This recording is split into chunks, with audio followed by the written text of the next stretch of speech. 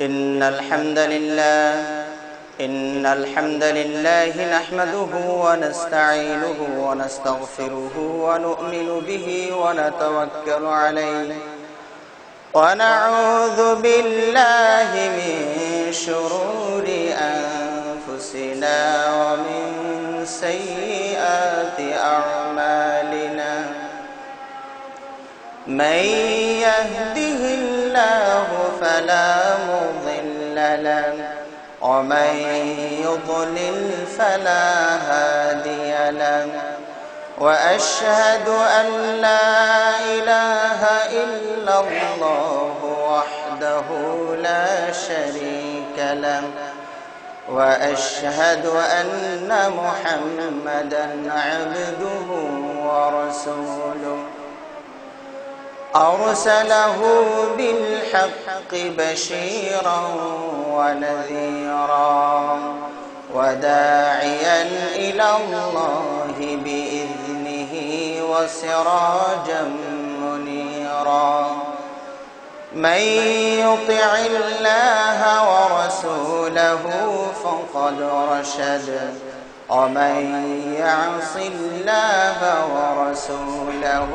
فإنه لا يضر إلا نفسه ولا يضر الله شيئا أما بعد فأعوذ بالله من الشيطان الرجيم بسم الله الرحمن الرحيم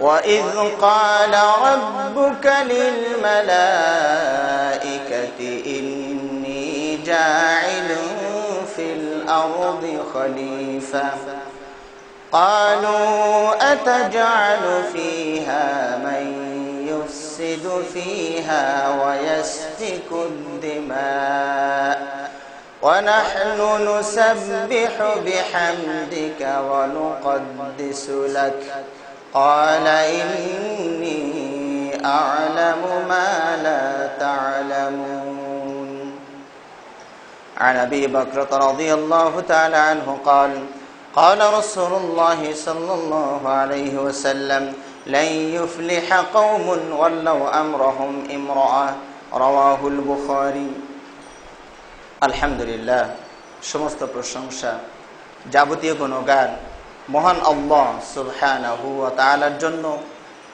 যিনি মানুষকে প্রতিনিধি করে এই পৃথিবীর বুকে পাঠিয়েছেন। সে রব্বুল আলামিনের শুকরিয়া জ্ঞাপন করছি আলহামদুলিল্লাহ। অতঃপর অসংখ্য অগণিত অজস্র সালাত ও সালাম শান্তির ধারা বর্ষিত হোক আমাদের প্রিয় নবী, সর্বশ্রেষ্ঠ নবী, সর্বশেষ নবী, নবী মুহাম্মদুর রাসূলুল্লাহ সাল্লাল্লাহু আলাইহি ওয়াসাল্লামের প্রতি। সমবেত সম্মানিত মুসলিমবৃন্দ, আজকের এই পবিত্র খুতবায় আমি আপনাদের সামনে সংক্ষিপ্ত আকারে যে বিষয় সম্বন্ধে আলোকপাত করার ইচ্ছা পোষণ করি সেটি হচ্ছে খেলাফত এবং গণতন্ত্র, একটি সংক্ষিপ্ত পর্যালোচনা বা তুলনামূলক আলোচনা। আমরা দেখতে চাই যে খেলাফত এবং গণতন্ত্রের মাঝে পার্থক্যগুলো কি কি এবং সুবিধা অসুবিধাগুলো কি কি। আমরা জানি নবী মুহাম্মদুর রাসূলুল্লাহ সাল্লাল্লাহু আলাইহি ওয়াসাল্লাম মক্কাতে নবুয়ত পাওয়ার পর 13টি বৎসর সেখানে অবস্থান করেছিলেন, আল্লাহর পথে মানুষকে আহ্বান করেছিলেন। মক্কাবাসীরা বিরক্ত হয়ে তারা কিন্তু প্রস্তাব দিয়েছিল যে হে মুহাম্মদ, তুমি তোমার দাওয়াতকে বন্ধ করো, বিনিময়ে তুমি যদি নেতৃত্ব চাও আমি তোমাকে নেতৃত্ব দিতে রাজি আছি, আমরা তোমাকে নেতৃত্বের আসনে অধিষ্ঠিত করব। ধন সম্পদ চাও দেওয়া হবে, পরমা সুন্দরী নারী চাও তাও দেওয়া হবে, তবু তোমার এই দাওয়াতকে বর্জন করো। বাপ দাদা যে পথে চলে আসছে সেই পথেই তুমি থাকো। এর উত্তরে আল্লাহ নবী সাল্লাল্লাহু আলাইহি ওয়াসাল্লাম কি বলেছিলেন? যে তোমরা যদি আমার এক হাতে সূর্য আর এক হাতে চন্দ্রকে এনে দাও, তবুও আমি এই আল্লাহর আমাকে যে দায়িত্ব দিয়ে পাঠিয়েছেন তাওহীদের দাওয়াত, এই দাওয়াত থেকে আমি কখনো পিছপা হব না, ক্ষান্ত হব না। এখানে একটি বিষয় লক্ষণীয় যে ক্ষমতায় গেলেই যদি সব কিছু সমাধান হয়ে যাবে, তাহলে আল্লাহ নবী সাল্লাল্লাহু আলাইহি ওয়াসাল্লাম তো ওই প্রথম অফারটি নিতে পারতেন, কারণ ক্ষমতায় গেলেই তো আমি তোমাদের উপরে কর্তৃত্ব প্রতিষ্ঠা করতে পারবো, আমার সব কিছু কমপ্লিট হয়ে যাবে। কিন্তু রাসূল সাল্লাল্লাহু আলাইহি ওয়াসাল্লাম নিলেন না কেন? তাহলে একটা কারণ আছে না নাই? কারণ ভেড়ার দলে বাছুর পরামানিক হয়ে লাভ নেই। অনুসারীরা যদি আনুগত্যশীল না হয়, প্রজা যদি ভালো না হয়, রাজা হয়ে কোনো লাভ নাই। যার কারণে আলী রাদিয়াল্লাহু তাআলা আনহুকে জনৈক ব্যক্তি জিজ্ঞেস করেছিলেন যে আগের আপনার পূর্বের খলিফা আবু বকর ওমর যারা ছিলেন তাদের সময় কেমন শান্তির পরিবেশ ছিল, আর এই আপনাদের দুইজনের বেলায় ওসমান আলী আপনাদের দুইজনের বেলায় কেমন কেমন একটু গন্ডগোল, একটু ফিতনা ফাসাদ, মারামারি কাটাকাটি এগুলো একটু দেখা যাচ্ছে যে। তখন আলী রাদিয়াল্লাহু তাআলা আনহু তার উত্তরে বলেছিলেন যে আবু বকর ওমর নেতৃত্ব দিতেন আমাদের মতো আনুগত্যশীল প্রজাদের উপরে, আর আমরা নেতৃত্ব দেই তোমাদের মতো অবাধ্য জাতির উপরে। সমস্যা তো এই জায়গায়। আবু বকরের যুগে গন্ডগোলটা হবে কেন? সব মানুষ ভালো, গন্ডগোলটা করবে কে? ওমরের যুগে গন্ডগোল হবে কেন? এমনি তো কড়া মানুষ, তারপর আবার ভালো মানুষ, এই জন্য ওখানেও ঠিকই ছিল। ওসমান রাদিয়াল্লাহু তাআলা একটু নরমের সুযোগ পেয়ে বিদ্রোহীরা আক্রমণ করে বসলো, আর আলী রাদিয়াল্লাহু তাআলা আনহুর সময় ওই জেরটা চলতে থাকলো, মানামানির বিষয়টা কমে গেল। প্রজা যদি ভালো না হয়, নেতা হয়ে কোনো লাভ হবে না, এই বিষয়টা আমাদেরকে মনে রাখতে হবে। যার কারণে আল্লাহর রাসূল সাল্লাল্লাহু আলাইহি ওয়াসাল্লাম ওই মক্কাতে নেতা হলেন না। প্রস্তাব আসলো, তারপরেও তিনি নিলেন না, কারণ লোক না গড়িয়ে নেতা হয়ে লাভ হবে না। এরকম বাস্তব প্রমাণ দেখা যাচ্ছে। কিছু কিছু ভণ্ড পীর ফকির যারা পরবর্তীতে সত্যের আলো পেয়ে সত্য গ্রহণ করছেন, তখন মুরিদেরাই তাকে বয়কট করছে যে আমাদের পীর সাহেব গোমরা হয়ে গেছে। তাহলে সিদ্ধান্তটা কে নিল, পীর সাহেব না মুরিদেরা?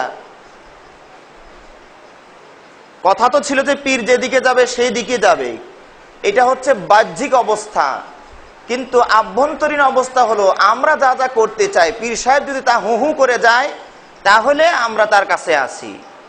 তাই যদি না হবে, তাহলে পীর সাহেব যখন সহি জিনিস পেয়ে গেলেন, সহি আকীদা পেয়ে গেলেন, তখন পীর সাহেবকে গোমরা ফতোয়া দিল মুরিদেরাই, ওই গ্রুপটার আসলো না পীর সাহেবের সাথে। তাহলে বোঝা যাচ্ছে কি, পীর আনুগত্য করছিল অনুসারীদের, যতক্ষণ আনুগত্য করছিল মুরিদদের ততক্ষণ তিনি পীর ছিলেন। কিন্তু যখনই আনুগত্য থেকে তিনি তাদের আনুগত্য প্রত্যাহার করে কোরআন এবং সুন্নাহর দিকে আসবেন, তখন মুরিদেরাই তাকে ফতোয়া দিবে যে আপনি উনি গোমরা হয়ে গেছেন, ওনাকে হটাও এখান থেকে। তো এই জন্য প্রজা যদি ভালো না হয়, রাজা ভালো হয়ে রাজ্য চালানো কঠিন হয়ে যায়। এই জন্য প্রজাদেরকেও ভালো হতে হবে। তো ইসলামে খেলাফত বা রাষ্ট্র নিয়ন্ত্রণ করা, এটার বাস্তব প্রমাণ তো আপনারা জেনেছেন, পড়েছেন। আল্লাহ রাসূল সাল্লাল্লাহু আলাইহি ওয়াসাল্লাম যখন মদিনায় চলে আসলেন, কোনো নির্বাচনের প্রয়োজন হয়নি, পদে দাঁড়ানোরও দরকার হয়নি। মদিনাবাসীরা নবী সাল্লাল্লাহু আলাইহি ওয়াসাল্লামকে যোগ্য মনে করে, অথচ তিনি কিন্তু পরদেশী, তিনি মক্কার অধিবাসী, তিনি তো মদিনাবাসী নন। তিনি মদিনাতে এসেছেন হিজরত করে, কিন্তু মদিনাবাসীরা তার ভিতরে নেতৃত্বের গুণ দেখতে পেলেন। মানুষ তার কথা মতো চলে, তিনি যা বলেন মানুষ তা অক্ষর অক্ষরে পালন করছে, বিধায় তাকে নেতৃত্বের আসনে অধিষ্ঠিত করলেন। এই জন্য আমরা বলি, মদিনা নামক রাষ্ট্রটি ইসলামের রাষ্ট্রে পরিণত হতে এক ফোঁটা রক্ত ঝরেনি। তবে হ্যাঁ, এই রাষ্ট্রটিকে টিকানোর জন্য রক্ত ঝরাতে হয়েছে। কথাটার ভিতরে একটু ভেবে চিন্তে দেখতে হবে। মদিনা রাষ্ট্র ইসলামীকরণ করতে এক ফোঁটা রক্ত ঝরেনি, কিন্তু এটাকে লাস্টিং করার জন্য, টিকে রাখার জন্য, ধরে রাখার জন্য বদর উহুদ খন্দকে যেতে হয়েছে। ওরা এটাকে ধ্বংস করে দিতে চেয়েছিল, ওটাকে প্রতিহত করার জন্য চেষ্টা চালাতে হয়েছে। তাহলে মদিনা নামক রাষ্ট্রটি বিনা রক্তপাতে নবী সাল্লাল্লাহু আলাইহি ওয়াসাল্লামের অনুগত হয়ে গেল, ইসলামের রাষ্ট্রে পরিণত হল। আল্লাহ নবী সাল্লাল্লাহু আলাইহি ওয়াসাল্লাম দীর্ঘ 10টি বছর যোগ্যতার সাথে, কৃতিত্বের সাথে রাষ্ট্র পরিচালনা করতে থাকলেন। তো তাদের কোনো ডিগ্রি ছিল না, আল্লাহ নবী সাল্লাল্লাহু আলাইহি ওয়াসাল্লামের কোনো ডিগ্রিও ছিল না, উনি মাস্টার্স পাশও না, ডক্টরেট ডিগ্রিও তার ছিল না। তবে তার ডিগ্রিটা আল্লাহ প্রদত্ত ছিল, ওয়াহির জ্ঞানে তিনি সমৃদ্ধ ছিলেন। কোরআন এবং সুন্নাহ এই দুটি জ্ঞান তার ছিল। এই দুটো জ্ঞান দিয়ে তিনি সুন্দরভাবে রাষ্ট্র পরিচালনা করতে থাকলেন। আল্লাহ রাসূল ইন্তেকালের মুহূর্তে ইন্তেকাল হয়ে গেলে আল্লাহ রাসূল মৃত্যুবরণ করলেন।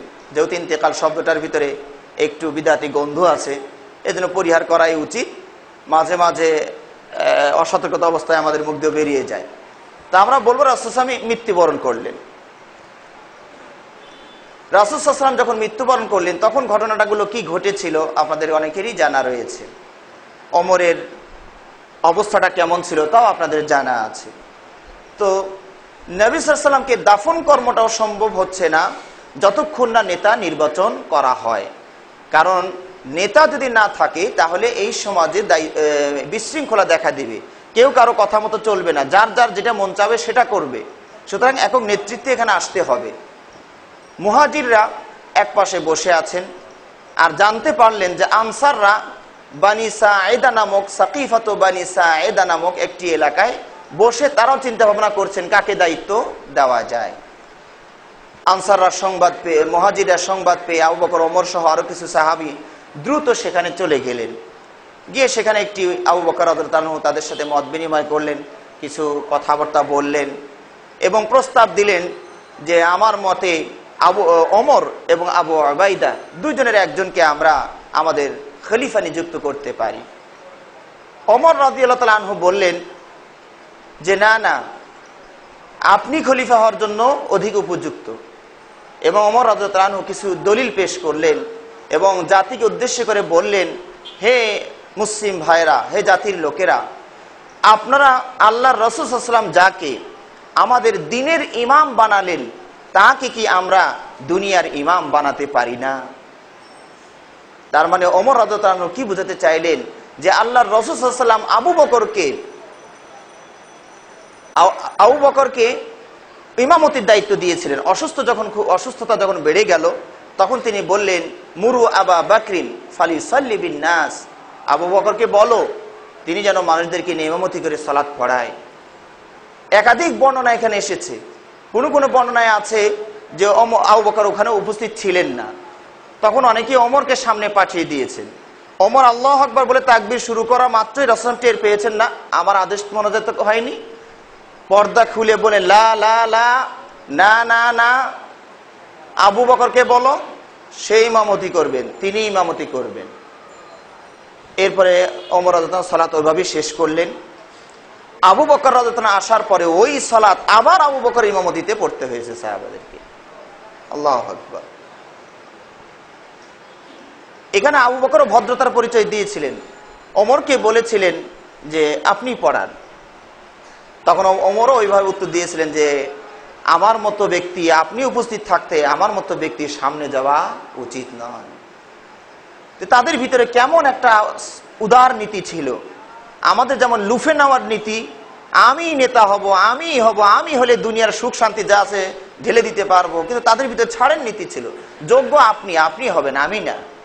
তো ওমর রাদিয়াল্লাহু আনহু যখন এই যুক্তিটা পেশ করলেন যে আল্লাহ রাসূল সাল্লাল্লাহু আলাইহি ওয়াসাল্লাম যাকে আমাদের আখিরাতের ইমাম বানালেন, যিনি সালাতের ইমামতি করেন তিনি তো আখিরাতের ইমাম আমাদের, তো যাকে আল্লাহ রাসূল সাল্লাল্লাহু আলাইহি ওয়াসাল্লাম আখিরাতের মতো গুরুত্বপূর্ণ স্থানের ইমাম বানিয়ে যেতে পারেন, তাকে একটু দুনিয়ার হালচাল দেখার জন্য আমরা আবু বকরকে নেতা বানাইতে পারবো না? এই কথা বলা মাত্র আবু বকর বললেন, আপনি হাত বাড়ান, আমি বায়াত করছি। সঙ্গে সঙ্গে আবু বকর ওমর বায়াত করলেন, আর ওমরের দেখা দেখি সবাই বায়াত করে ফেললেন। সুবহানাল্লাহ। এবং ওমর রাদিয়াল্লাহু আনহু এই কথাও বলেছিলেন যে আল্লাহর রাসূল সাল্লাল্লাহু আলাইহি ওয়াসাল্লাম যাকে আগে বাড়িয়েছিলেন, তোমরা কাকে তার আগে বাড়িয়ে তৃপ্তি লাভ করতে চাও? সবাই বলেন আউযু বিল্লাহি মিনাশ শাইতানির রাজিম, আমরা আল্লাহর কাছে পানা চাই, এই বেয়াদবি আমরা করতে চাই না। আল্লাহর রাসূল সাল্লাল্লাহু আলাইহি ওয়াসাল্লাম যাকে অগ্রে প্রেরণ করেছেন তাকে আমরা পিছনে রেখে কেউ আগে যাব ইমামতি, নেতৃত্ব, খেলাফতের ক্ষেত্রে, এই বেয়াদবি আমরা করতে চাই না। সমস্যার সমাধান হয়ে গেল, নেতা হয়ে গেলেন। কোথায় নির্বাচন, কোথায় এত প্রচার, কিছুই তো ছিল না সেখানে। নেতা নির্বাচন হয়ে গেলেন, আবু বকর খলিফা হলেন। আবু বকর যখন বিদায়ের সময় হয়ে গেল, বুঝতে পারলেন আমাকে চলে যেতে হবে, তিনি একটু পরামর্শ করলেন কাকে দেওয়া যায়, কাকে দেওয়া যায়। বিশেষ বিশেষ কিছু সাহাবাদের পরামর্শ করলেন। তো তারা বিভিন্ন জনের পরামর্শ দিয়েছেন, কিন্তু আবু বকরের ইচ্ছা ছিল যে ওমরকে তিনি ক্ষমতায় বসাবেন। কিন্তু অন্যরা ওমরের কোনো দোষ বের করতে পারছে না, শুধু একটাকে দোষ মনে করছে যে উনি কড়া মানুষ, একটু শক্ত মানুষ। আবু বকর রাদিয়াল্লাহু আনহু তার উত্তরে বলছিলেন, তিনি শক্ত ঠিক আছে, নরমের জায়গায় উনি নরম থাকবেন, আর গরমের জায়গায় উনি গরম হবেন, তো সমস্যাটা কোথায়? তো তার যুক্তির কাছে সবাই হার মেনে গেলেন যে না, কথা তো ঠিকই, নরমেরও দরকার আছে, গরমেরও দরকার আছে। তো সবাই আবু বকর রাদিয়াল্লাহু আনহু তাকে নিয়োগ দিয়ে গেলেন কিছু পরামর্শের মাধ্যমে। তো ওমর রাদিয়াল্লাহু আনহু খলিফা হয়ে গেলেন। তাহলে প্রথম এই পাওয়া যাচ্ছে আবু বকরের নেতৃত্বটা, আবু বকর যে খলিফা হবেন আল্লাহর রাসূল সুস্পষ্টভাবে না বললেও ইশারা ইঙ্গিতে বলে দিয়ে গেলেন। তাহলে এটা একটা পদ্ধতি হলো, আগের ইমাম ইশারা ইঙ্গিতে বলে যাবেন যে ওনাকে করলে ভালো হবে, এরকম ইঙ্গিত দিয়ে যাবেন। অথবা প্রথম ইমাম পরামর্শ করে, খলিফা পরামর্শ করে কাউকে নিজেই নিয়োগ দিয়ে যাবেন, পরে আবার কে কামড়া কামড়ি করবে দরকার নাই, উনি নিয়োগ দিয়ে গেলেন। ওমর রাদিয়াল্লাহু আনহু যখন ছুরিকা হত হলেন, ছুরির আঘাতপ্রাপ্ত হলেন, তখন তিনি তাকে পরামর্শ দেওয়া হয়েছিল যে আপনার ছেলেকে দিয়ে যান, আব্দুল্লাহ বিন ওমরকে দায়িত্বটা দিয়ে যান। তিনি একটা কথা বলেছিলেন, হ্যাঁ এই আব্দুল্লাহ বিন ওমরকে আমি দায়িত্ব, যে হায়েজ অবস্থায় তালাক দেওয়া যায় না, এই মাসলা যে জানে না, ওরে আমি খেলাফত দিয়ে যাব। মানে আব্দুল্লাহ বিন ওমর একটা হায়েজ অবস্থায়, মাসিক অবস্থায় তালাক দিয়েছিলেন, এটা একটা ভুল হয়েছিল। এইটাই বাবা বলছেন, হ্যাঁ ওকে আমি ইমাম বানিয়ে যাই। অথচ আব্দুল্লাহ বিন ওমরের হাজার হাজার হাদিস জানা, ওই একটা মাসলা ওনার জানা নাই, তাই ওরে দেওয়া যাবে না। নিজের ছেলে দিলেন না খেলাফত।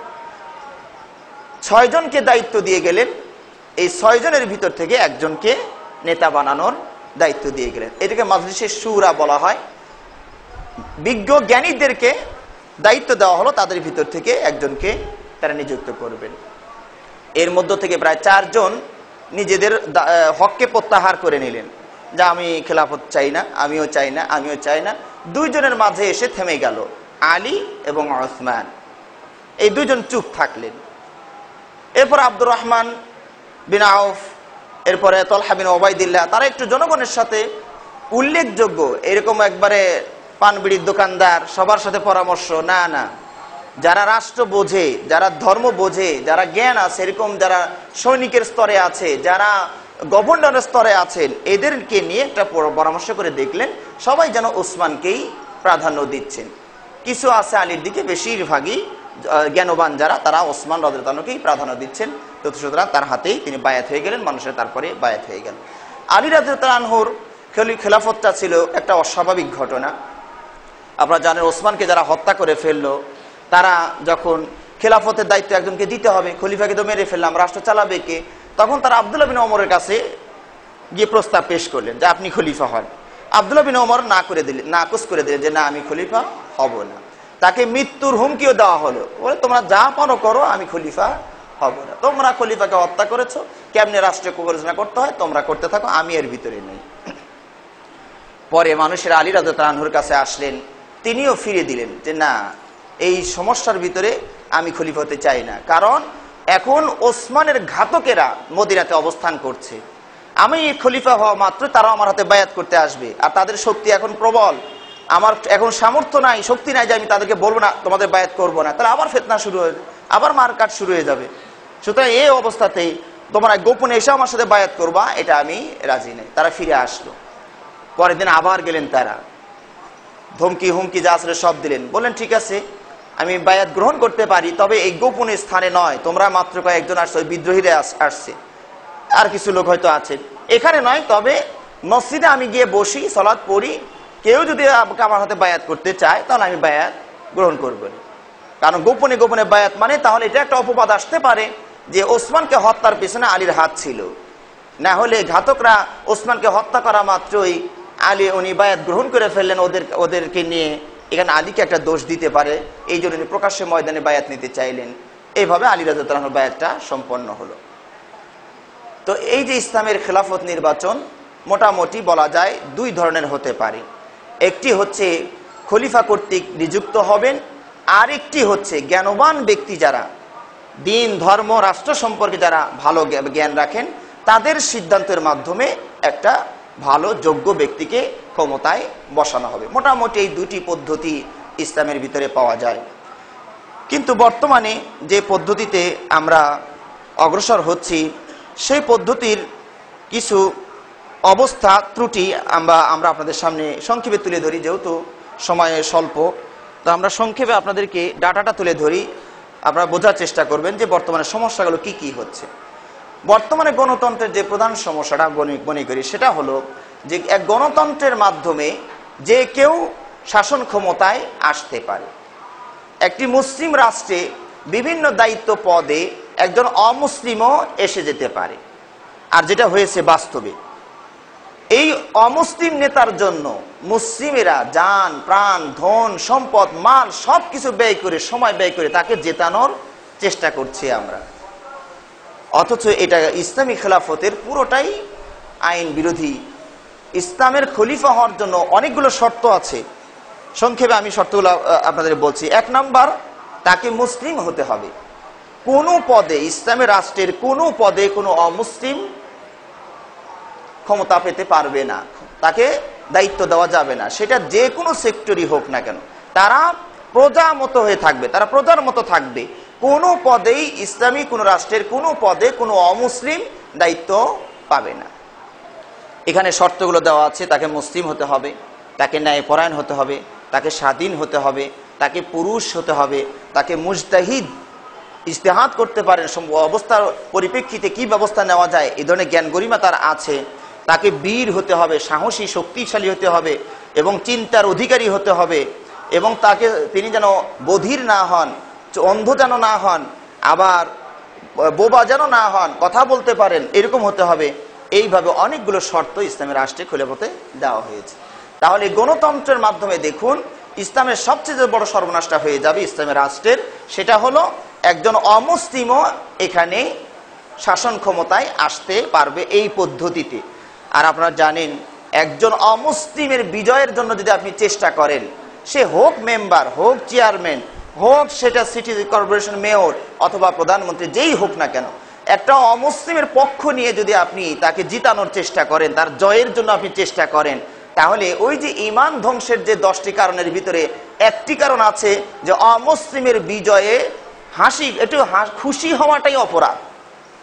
আর আপনি শুধু খুশি হলেন না, এর জন্য প্রচেষ্টা পর্যন্ত চালালেন, সম্পদ পর্যন্ত ব্যয় করলেন, সময় পর্যন্ত ব্যয় করলেন, তাহলে আপনার আমার ঈমান থাকবে কি না একটু গভীরভাবে আল্লাহর সাথে পরামর্শ করবেন যে আমি যে কাজগুলো করছি, আমরা তো খতিব সাহেব মানুষ, না আছে কোনো ক্ষমতা, না আছে কোনো নেতৃত্ব, আমাদের নাম শুধু নেতা, কামে কিন্তু কোনো কিছুই নেই।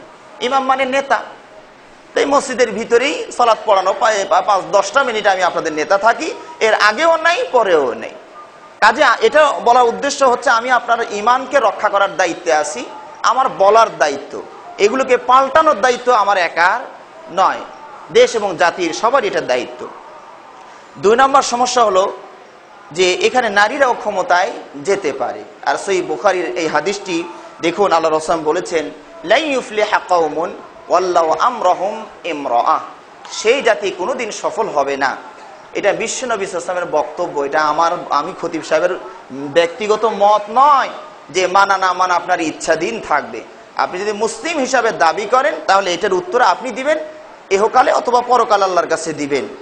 তিনি আল্লাহ রাসূল বলছেন লা ইউফলিহা কওমুন, সে জাতি সফল হবে না যে জাতি তাদের দায়িত্বকে মেয়েদের হাতে তুলে দিল, এই জাতি সফল হবে না। সহিহ বুখারী হাদিস নম্বর হচ্ছে 4425, আর এক জায়গায় আছে 7099। এখানে গণতন্ত্রের আরো সমস্যা, অশিক্ষিত অযোগ্য টাকার কুমির ক্ষমতায় যেতে পারে। অশিক্ষিত অযোগ্য কিন্তু টাকা আছে, তার টাকা ছড়িয়ে মানুষকে দিয়ে ভোটটা কিনে ক্ষমতায় যেতে পারে, আর এটা হলো কিয়ামতের একটি আলামত। আল্লাহ রাসূল বলেছেন যে আল্লাহ রাব্বুল আলামিন আলেম ওলামাদেরকে মৃত্যু এলেম উঠিয়ে নেবেন, তখন আর আলেম থাকবে না, জ্ঞানী মানুষ থাকবে না। ইত্তাখাযান নাস রুউসান জুহালান, মানুষেরা তখন অজ্ঞ নিরেট মূর্খদেরকে নেতা বানাবে। ফাদাল্লু ওয়া আদাল্লু, তারা নিজেরাও গোমরাহ হবে, অন্যদেরকেও গোমরাহ করবে। বুখারী মুসলিমের হাদিস এটাও। এরপরে মেশকাতের প্রথম হাদিসটি আপনারা দ্বিতীয় হাদিসটি পেয়ে যাবেন। সেখানে আল্লাহ রাসূল বলছেন যে জিবরাইল যখন জানতে চাইলেন যে কিয়ামত কখন হবে, আল্লাহ রাসূল বললেন যিনি জিজ্ঞেস করেছেন তার চেয়ে জিজ্ঞাসিত ব্যক্তি বেশি জানে না। তো আলামতটা বলুন কমপক্ষে, নিদর্শন, এই নিদর্শন পেলে কিয়ামত হবে। তখন আল্লাহ রাসূল বলেছিলেন ওয়াতারাল হুফাতাল উরাতাল আলাতা রিআ আশ-শাই ইয়াতাতাওয়ালুনা ফিল বুনিয়ান, কিয়ামতের একটি আলামত হলো দরিদ্র, পাদুকাবিহীন, বস্ত্রহীন, ছাগলের রাখাল, এরা এক সময় বড় লোক হয়ে যাবে, নেতৃত্বের স্থানে অধিষ্ঠিত হয়ে বড় বড় বিল্ডিং দালান কোঠা বানাবে আর গর্ব করতে থাকবে। তাহলে এটা এই যে শুধু টাকার জোরে নেতা হয়ে যাওয়ার এই সিস্টেমটা গণতন্ত্রে আছে, যেটা হচ্ছে আপনার মানে কিয়ামতের একটি আলামত। গণতন্ত্রের মাধ্যমে ক্ষমতায় গিয়ে মানুষ আল্লাহর আইনকে পরিবর্তনও করতে পারে। জনগণ যেটা চায় সেটাই করতে হয়, জনগণের সুবিধা দেখতে হয়, আল্লাহর সুবিধা, আল্লাহর আইন, এটা কোনো দেখা দেখি নাই। কিন্তু ইসলামী খলিফা যিনি হবেন তার পক্ষে এই সুযোগ থাকবে না। এখানে দেখা যায় নেতৃত্ব নিয়ে সমস্যা দেখা দিলে জনগণ হয় বলির পাঠা, দুই দিকে দুই প্রান্তে দুইজন বসে থাকবেন, মাঝখানে জনগণ মরতে থাকবে। এরকম একটা পরিস্থিতি সৃষ্টি হয় এই গণতন্ত্রের ভিতরে। নির্বাচনটাই শুধু সংখ্যা গরিষ্ঠের উপরে হয়। আরেকটি বিষয় খেয়াল করুন, যদিও আমরা বলছি গণতন্ত্র, জনগণের আইন, কিন্তু নির্বাচনটাই শুধু সংখ্যা গরিষ্ঠের ভিত্তিতে হয়। 14 কোটি জনগণ নির্বাচন করবেন কয়জনকে? 300 জনকে। তাহলে 14 কোটি জনগণ নির্বাচন করলেন 300 জনকে, এরপরে আইন যা করবেন তারাই 300 জন করবেন। তাহলে 14 কোটি জনগণ এরপরে আর বিরোধিতা করুক আর না করুক, আর কাজ হবে না। তাহলে গণতন্ত্র নাম দিলাম ঠিকই, কিন্তু আসলে আইন করছেন কয়জন? ওই 300 জন। 14 কোটির কিন্তু কোনো পরামর্শ নেওয়া আর হচ্ছে না। ওই একবার নিয়েছি, ওইটাই এখন আমি কি করি আমার ব্যাপার, তুমি তো আমার নিয়োগ দিয়েছ। এবং এক্ষেত্রে আরো দেখবেন যে এখানে সংখ্যাগরিষ্ঠতার কোনো মূল্যায়ন নাই। যদিও গণতন্ত্র বলা হচ্ছে সংখ্যা গরিষ্ঠরা নেতৃত্ব দিবে, কিন্তু তা আসলে কিন্তু তা হয় না। মনে করুন একটি আসনে 3 লক্ষ ভোটার আছে, তারা প্রায় 2 লাখ ভোট দিয়ে বা 2.5 লাখ ভোট দিয়ে একজনকে নিযুক্ত বিজয় করলেন। আর একটা হবে কি, আর এক দল ছোট ছোট 2 আসন পেল, ওখানে 50,000 করে 2টা আসন, আর 50,000-এ 30 করে পেয়ে ওই 2 আসন উনি পেয়ে গেলেন। তাহলে এখন নেতা আপনারা কাকে বানাবেন? 2 আসন যে পেয়েছে তাকে নেতা বানাবো।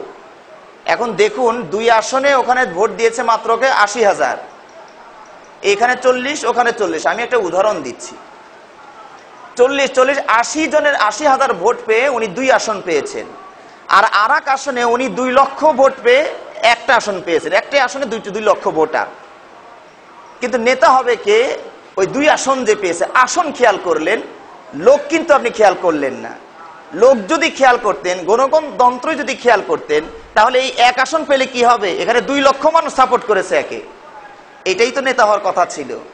কিন্তু আসলে 9-6, এখানে সবকিছুই ছলনা চলছে আর কি। আসলে গণতন্ত্রের নামে অনেকটাই পুঁজিবাদী চলছে, কারণ দরিদ্র মানুষকে কোনোদিন এমপি হিসাবে আপনারা দেখতে পাবেন না। যতই সৎ হন না কেন, উনি দরিদ্র, সুতরাং উনি ক্ষমতায় আসতে পারবেন না। তাহলে পুঁজিবাদের স্লোগান আর গণতন্ত্রের স্লোগান একই হয়ে গেল। যার সম্পদ আছে সে ক্ষমতায় আসবে।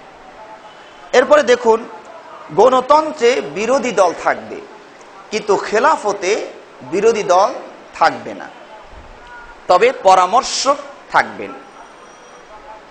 এই বিরোধী দল থাকার কারণে কিন্তু সরকার যতই ভালো কাজ করুক, বিরোধী দল এটাকে খারাপ মন্তব্য করবেই, সেটা বিরোধী দল যেই হোক না কেন। বিরোধী দল থাকা মানেই সরকারের সমালোচনা করা। তাহলে গণতন্ত্রে এই সমস্যাটা থাকবে। এখানে আরেকটি দেখুন, গণতন্ত্রে নির্দিষ্ট মেয়াদের জন্য একজন নেতা হন, কিন্তু খেলাফতে কিন্তু তা হবে না। খেলাফতে হবে উনি আজীবন খলিফা থাকবেন, আজীবন খলিফা থাকবেন, যতক্ষণ না শরীয়ত বিরোধী কোনো কাজের সাথে তিনি জড়িত হন।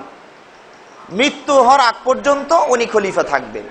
যদি অক্ষম হয়ে যান তাহলে সাময়িকভাবে অস্থায়ীভাবে একজনকে নিয়োগ দেওয়া হবে, কিন্তু খলিফা আসলে উনিই থাকবেন, না মৃত্যুর পর্যন্ত তিনি খলিফা থাকবেন। এতে করে লাভটা কি হবে?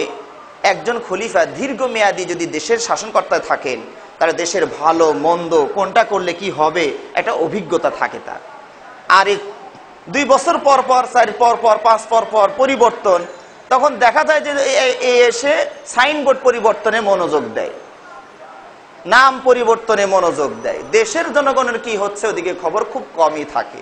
সাইনবোর্ড পরিবর্তন করতে হবে, নাম পরিবর্তন করতে হবে, এইটার জন্য যে কোটি কোটি টাকা অর্থ সম্পদ নস্যাৎ হয়ে গেল, নষ্ট হয়ে গেল, সেদিকে কিন্তু খেয়াল করা হচ্ছে না।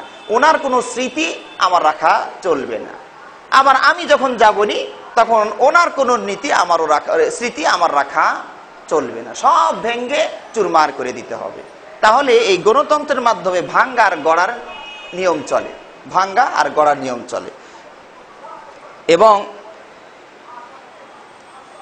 এখানে আরো অসংখ্য আপনার কুফল পাওয়া যাবে গণতন্ত্রের নির্বাচনের ভিতরে। এই যে নির্বাচনকে কেন্দ্র করে যে কুফলগুলো, এখানে প্রায় আমি 17টা পয়েন্ট আমার ব্রেন থেকে খুঁজে খুঁজে বের করেছি। 17টা পয়েন্ট আমি যেহেতু সময় আপনাদের শেষ, সংক্ষেপে বলার চেষ্টা করছি। এখানে গণতন্ত্রে ক্ষমতা চেয়ে নেওয়া হয়, আর আল্লাহ রাসূল হাদিসে বলছেন যে চাই ওরে আমরা দেই না, যে চাইবে তাকে আমরা দিব না। তাহলে একটা এখানে চাইতে হয়, মানে চাওয়া মানে কেমন চাওয়া, এবং অতিরঞ্জন আত্মপ্রশংসা, ওনার চেয়ে যোগ্য আর কেউ নাই। অতিরঞ্জন প্রশংসা কোরআনের সুস্পষ্ট আয়াত বিরোধী, দলিল আছে আমার কাছে, যারা নিতে চাইবেন পরে এটা নিবেন, আমি শুধু এখন বলে যাই যেহেতু সময় আপনাদের শর্ট। ওয়াদা ও অঙ্গীকারের বস্তা আর পসরা সাজানো আছে, এটা করব সেটা করব এটা করব, এটা মুনাফিকের আলামত। মুনাফিক ওয়াদা করে খেলাফ করে, জনগণও বোঝে যে এটা বলার কথা বলে গেল, কিন্তু ওয়াদা তো রক্ষা হবে না, জনগণও মোটামুটি বোঝে। তাহলে এই যে ওয়াদা অঙ্গীকার দেওয়া হলো, খেলাফ করা হবে নিশ্চিত, পারবে তো নাই, তাহলে এটা হচ্ছে ওয়াদা দিয়ে খেলাফ করা, মুনাফিকের একটা চরিত্র এদের মধ্যে আছে। এখানে ভালো মানুষের ক্ষমতায় আসার সম্ভাবনা খুবই কম, নাই বললেও অতিরিক্ত হবে না, কারণ অধিকাংশ মানুষই পাপিষ্ঠ। পাপিষ্ঠ মানে এটা বলছি না সবাই চোর, পাপের সংজ্ঞা শুধু চুরি করাই নয়। পাপিষ্ঠ মানে এটা না যে সবাই খুনি, পাপিষ্ঠ মানে এটা না যে সবাই ব্যভিচারী। পাপিষ্ঠ বলতে বোঝানো হচ্ছে যারা আল্লাহর আনুগত্যে চলে না, সালাত পড়ে না অধিকাংশ মানুষই, সওম পালন করে না অধিকাংশ মানুষই, এটাও তো পাপ। তাহলে অধিকাংশ মানুষ যেহেতু পাপিষ্ঠ, এইখানে ওই পাপিষ্ঠ লোকের ভোট দিয়ে কোনো সৎ মানুষকে আপনি এখানে আনতে পারবেন না, যাকে সৎ বলা হয় আর কি কোরআন এবং হাদিসের আলোকে। কারণ এখানে অনেকগুলো দলিল আমি এখানে নোট করেছি। কোরআনে বলা হয়েছে অধিকাংশই জালেম, অধিকাংশই ফাসিক, অধিকাংশই মুশরিক, অধিকাংশের আনুগত্য যদি আপনি মোহাম্মদ করেন তা আপনিও গোমরাহ হয়ে যাবেন। তাহলে এখানে অধিকাংশ, এই জন্যই গণতন্ত্রটা আব্রাহাম লিঙ্কন তৈরি করেছে। ও বুঝতে পেরেছিল যে এই গণতন্ত্রের মাধ্যমে কোনোদিন ইসলাম ক্ষমতায় আসতে পারবে না, কারণ ইসলাম আসলে ভালো মানুষকে নিয়োগ দিতে হবে। আর সেটা এই বেশিরভাগ মানুষ যেহেতু খারাপ মানুষ, সবাই যেহেতু সিনেমা দেখতে চায়, সবাই যেহেতু এগুলো অশালীন চলতে চায়, ইসলামী সরকার আসলেই তো এগুলো ভেজাল লাগবে, কাজে দরকারই নাই ওনাদেরকে ভোট দেওয়া। 2 নম্বরই চলবে না, ঘুষ বন্ধ হয়ে যাবে, সুদ বন্ধ হয়ে যাবে। তাহলে এই সেক্টরে তো অসংখ্য লোক জড়িত, তারা কি ইসলামী সরকার গঠনের জন্য ভোটটা এদিকে দিবে? কোশ্চেন কালেও নয়। এখানে আরেকটা দেখুন, বর্তমানে গায়ক গায়িকাদের খুব ভরা মৌসুম চলছে। হ্যাঁ, যত রকমের গান বাজনা, প্যারোডি গান বানিয়ে আপন আপন গাড়ির ভিতরে নিজের শব্দ, নিজের মার্কার দিয়ে সারাক্ষণ গান বাজনা বাদ্য দিয়ে ভরপুর হয়ে গিয়েছে। আর আপনারা গান বাজনা বাদ্য এটা আর পাপ মনে হয় না, কারণ এটা ঘরে ঘরেই যেহেতু আমাদের বাজে, তো উনি একটু বাজাইলে তো এটার কি সমস্যা। বিষয়টা এতই হালকা হয়ে গেছে, গান বাজনা এটার কোনো পাপই আমরা মনে করছি না। এখানে এটা সমস্যা আছে। 7 নম্বর সমস্যা হলো ছবির ছড়াছড়ি চলছে, অথচ ছবির ব্যাপারে কড়া হাদিস এসেছে। কিয়ামতের দিন তারাই সবচেয়ে বড় শাস্তি পাবে যারা এই ছবি অঙ্কন করে, ছবি আঁকায়, ছবি তোলে। নিতান্ত প্রয়োজনে কখনো উঠালেন সেটা একটা ভিন্ন কথা, কিন্তু এইভাবে অহরহ যত্রতত্র ছড়িয়ে দিলেন। মসজিদের সামনে দিয়া পেপার টাঙ্গানো আছে, সালাত পড়ার সময় একবার দেখে যাবেন, মুসল্লিরা বের হওয়ার সময় জিকির আজকার বাদ দিয়ে নেতাকেই দেখতে থাকবেন। বিষয়টা হচ্ছে এরকম। আল্লাহু আকবার। এখানে দেখুন, এই যে মিছিল বের করা হচ্ছে, এই মিছিলের কারণে পথচারীদের দুর্ভোগ হয় অনেক সময়। অথচ আপনারা জানেন হাদিসে বলা হয়েছে পথ হতে কষ্টদায়ক জিনিস সরিয়ে ফেলাটা ইমানের একটা অঙ্গ। আর সেখানে আমরা ইচ্ছা করে পথ বন্ধ করে, এই সাইড দিয়ে আমাদের মিছিল আসছে, এদিকে পথ বন্ধ, আপনারা দাঁড়ান, এই মোড়টা ঘুরে উঠুক, তারপরে আপনারা যাবেন। তাহলে জনদুর্ভোগ বেড়ে গেছে। নারী আসনের কারণে বেসামাল অবস্থা। এই যে নারীদের যে অবস্থা দেখছেন, আল্লাহু আকবার, এই বাড়ি সেই বাড়ি দৌড়াচ্ছে আর দৌড়াচ্ছে, কি অবস্থাটা হয়ে গেছে। এই নারী প্রার্থীরা, আমি জানি না, মোটামুটি আমার ধারণা তারা কখন কোথায় থাকছেন, কত রাতে বাড়ি ফিরছেন জানি না। স্বামীর কোনো খবর আছে কিনা স্বামী বলতে পারবে, আমরা তো এটা বলতে পারবো না। এখন এই সুযোগে কোথায় সময় কাটানো হচ্ছে, কোথায় যাওয়া হচ্ছে, উনি বুঝলেন যে নির্বাচনী প্রচারণায় আছেন। ফাইন্না লিল্লাহি ওয়া ইন্না ইলাইহি রাজিউন। আল্লাহ আমাদেরকে বোঝার তৌফিক দান করুন। এইভাবে আমাদের দেশ এবং জাতিকে ধ্বংস করার ষড়যন্ত্র চলছে, আল্লাহ বোঝার তৌফিক দান করুন। এখানে দেখুন বিশাল সংখ্যক মানুষের সময় অপচয়, মিছিল, মিটিং, গণসংযোগ এই নিয়ে তারা ব্যস্ত আছে। সময়ের কোনো মূল্য এখানে নাই, সব আমার নেতাকে জিতাইতে হবে। এই জন্য বিশাল সংখ্যক মানুষ কাজকর্ম ছেড়ে দিয়ে এগুলোর পিছনে দিয়ে চলছে। এবং এখানে পয়েন্টও আছে যে নির্বাচনকে উপলক্ষ করে বিপুল সংখ্যক মানুষ এ সময় কর্মবিমুখ থাকে, যা দেশের উন্নয়ন উৎপাদনে মারাত্মক বাধা। অসংখ্য মানুষ এটার পিছনে এখন কোনো কাজ নাই তাদের, এখন শুধু মিছিল, মিটিং, পোস্টার লাগানো, খোলা, যেটা বৃষ্টিতে ভিজে গেছে আবার নতুন করে লাগানো, কারা, এই একটা তৎপরতা চলছে। হাজার নয়, লক্ষ লক্ষ মানুষ কাজ বাদ দেখুন এইটা করছে।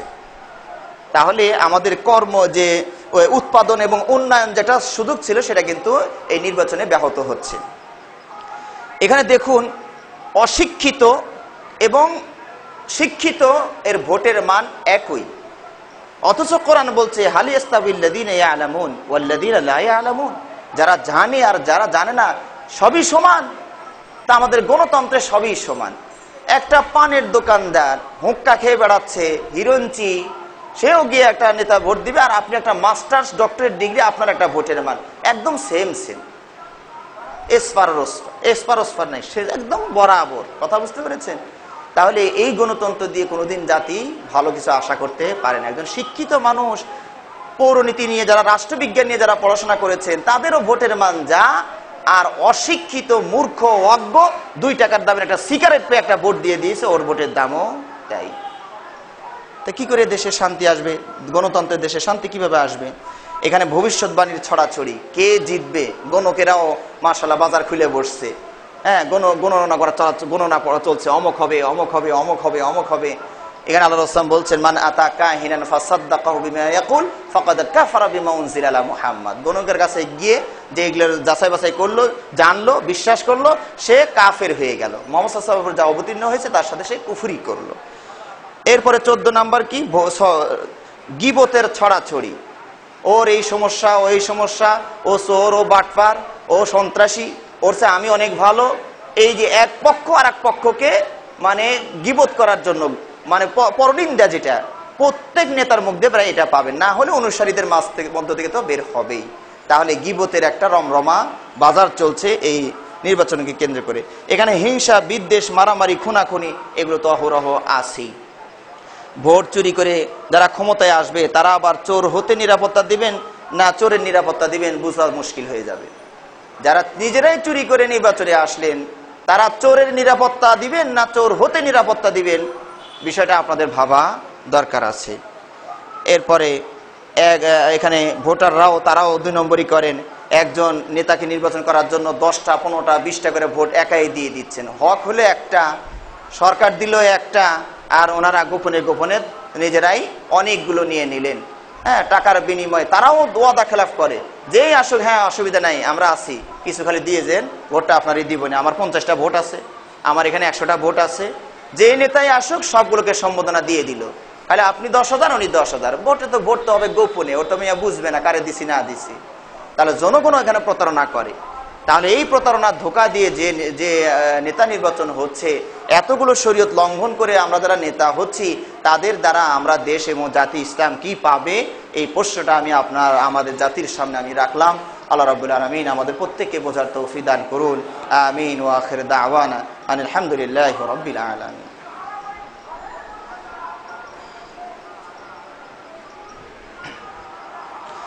ইন্নাল হামদুলিল্লাহি ওয়াহদা ওয়াসসালাতু ওয়াসসালামু আলা মান লা নাবিয়্যা বা'দা ওয়া আলা আলিহি ওয়া আসহাবিহি ওয়া মান তাবি'আহুম বিইহসান ইলা ইয়াউমিদ্দিন, আম্মা বা'দ। ফাইন্না খায়রাল হাদিসি কিতাবুল্লাহ ওয়া খায়রাল হাদিয়ি হাদিয়ু মুহাম্মাদিন সাল্লাল্লাহু আলাইহি ওয়াসাল্লাম ওয়া শাররাল উমুরি মুহদাসাতুহা ওয়া কুল্লু মুহদাসাতিন বিদআহ ওয়া কুল্লু বিদআতিন দালালা ওয়া কুল্লু দালালাতিন ফিন-নার। অনেকেই নির্বাচনকে উপলক্ষ করে পত্রের মাধ্যমে তারা দোয়ার আবেদন করছেন।